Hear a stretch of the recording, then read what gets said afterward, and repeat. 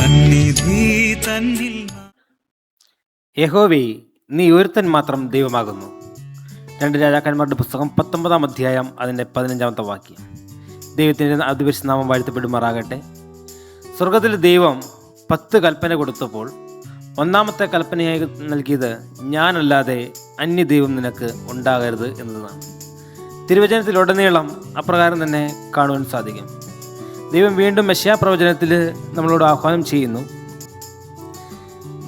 ഞാനല്ലാതെ വേറെ ഒരുത്തിനുമില്ല, ഞാൻ തന്നെ ദൈവം, എന്നെപ്പോലെ ഒരുത്തിനുമില്ല.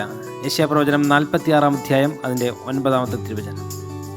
മാത്രവുമല്ല, പുതിയ നിയമ പുസ്തകത്തിലേക്ക് കടന്നു വരുമ്പോൾ 1 പത്രോസിൻ്റെ ലേഖനം 1-ാം അധ്യായം അതിൻ്റെ 15-16 വാക്യങ്ങളിൽ ദൈവം തൻ്റെ ജനത്തോട് പറയുകയാണ്, തന്നെപ്പോലെ നിങ്ങളും വിശുദ്ധനാകണം എന്നത്.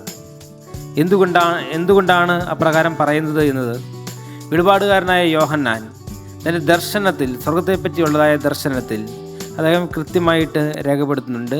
വെളിപാട് പുസ്തകം 15-ാം അധ്യായം അതിൻ്റെ 4-ാമത്തെ തിരുവചനം, കർത്താവേ, ആർ നിന്റെ നാമത്തെ ഭയപ്പെടാതെയും മഹത്വപ്പെടാതെയും ഇരിക്കും? നീയല്ലോ ഏകപരിശുദ്ധൻ, നിന്റെ ന്യായവിധികൾ വിളങ്ങിയതിനാൽ സകല ജാതികളും വന്ന് തിരുസന്നിധിയിൽ നമസ്കരിക്കും എന്നത്.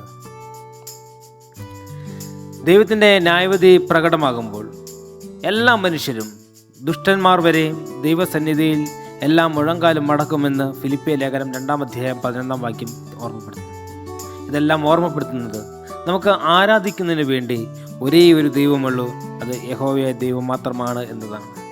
ഇന്നത്തെ പ്രഭാതത്തിൽ ദൈവത്തിൽ മാത്രം ആശ്രയിച്ചുകൊണ്ട് മുന്നോട്ട് പോകാൻ നമുക്ക് എല്ലാവർക്കും സാധിക്കട്ടെ. നമുക്കൊരു നിമിഷം കണ്ണുകളടയ്ക്കാം, പ്രാർത്ഥിക്കാം. ക്രിസ്തുയേശുവിൽ ഞങ്ങൾ അളവ് കൂടാതെ സ്നേഹിക്കുന്ന ഞങ്ങളുടെ സ്വർഗീയ വാഴ്ത്തപ്പെട്ട ദൈവമേ, ഇന്നത്തെ മനോഹരമായ പ്രഭാതം ഞങ്ങൾക്ക് നന്നായി സ്തുതിക്കുന്ന കർത്താവേ, ഞങ്ങളുടേതായ ജോലിക്ക് വേണ്ടി ഇറങ്ങുമ്പോൾ അത് അവിടുന്ന് കൂടെ ഇരിക്കുമാറാകണമേ. നിന്നിൽ മാത്രം ആശ്രയിക്കാൻ തൊക്കണം, സഹായിക്കുമാറാകണമേ. ഞങ്ങളെ ബലപ്പെടുത്തുമാറാകണമേ. അടിയൻ കുഞ്ഞ് ജിം ജീസ് വീക്ഷിക്കുന്നു. ആമേൻ.